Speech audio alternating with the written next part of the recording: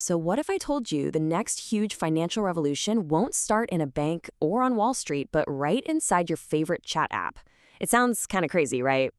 Well, today we're looking at a messaging app showdown happening in Taiwan that's actually a sneak peek at the future of money itself.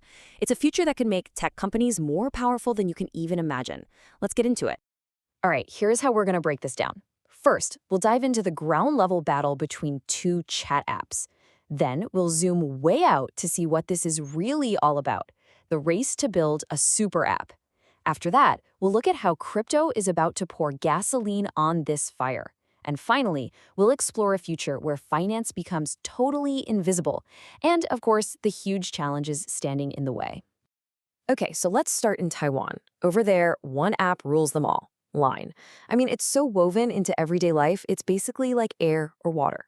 But when you're at the top for so long, you can get a little lazy, and users are starting to get really fed up. Now, a new player, XChat, sees that frustration as a golden opportunity. And what's so interesting here is just how different their approaches are. On the one hand, you've got Line, with these weirdly specific annoyances, like only having an hour to unsend a message you regret. But on the other hand, you have XChat, which is basically built from the ground up on privacy. We're talking end-to-end encryption, zero ads, no user tracking. It even lets you block screenshots. See, this isn't just about features. It's a fundamental disagreement about what a chat app should be.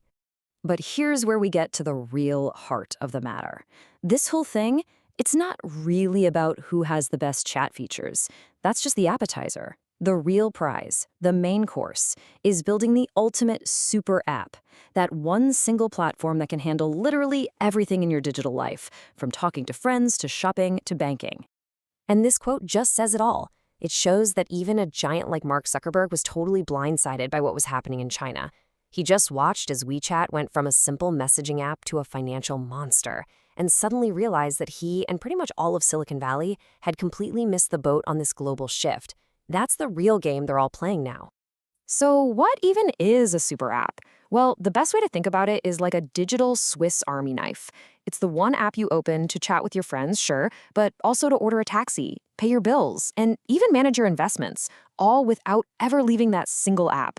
China's WeChat is the perfect example. It's so essential that for over 1 billion people, it's pretty much the operating system for their entire day. So if these super apps are already that powerful, what's the next step? Where do they go from here? The answer, in one word, is cryptocurrency. This is the next great frontier.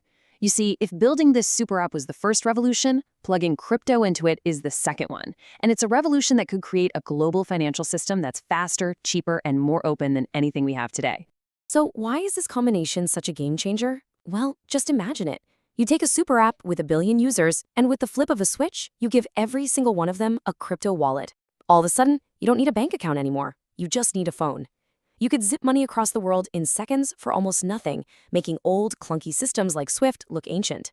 And maybe most important of all, you could finally give modern financial tools to the billions of people on this planet who don't have access to a bank. Okay, so all of this is pointing toward a really wild long-term vision, a future where finance becomes, well, invisible. The goal here isn't to just kill all the banks tomorrow. No, it's a much slower process of integrating all this new tech so smoothly that we just stop thinking about the transaction itself. It just happens. But as you can probably guess, getting from here to there is not going to be simple.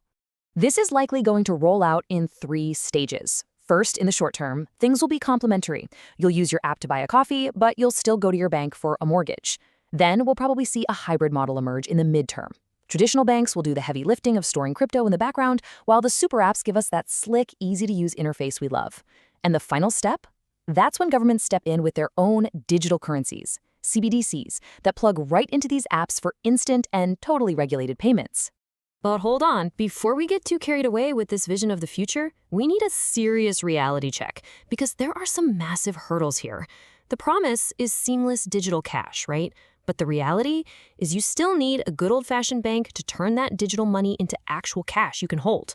The promise is freedom, but the reality is that governments are going to demand strict identity checks. And the biggest promise of all, that you are your own bank, well, that comes with a really scary downside. If you lose your private key, your money is just gone, forever. No one can get it back for you. And so all of this leads us to one huge fundamental question. As our financial lives become completely embedded in the apps on our phones, who's really calling the shots? Is it the tech platforms that build the apps? Is it the governments that regulate them? Or will we, the actual users, somehow end up with more control than ever before? The honest answer is, we don't know yet. That story is still being written right now.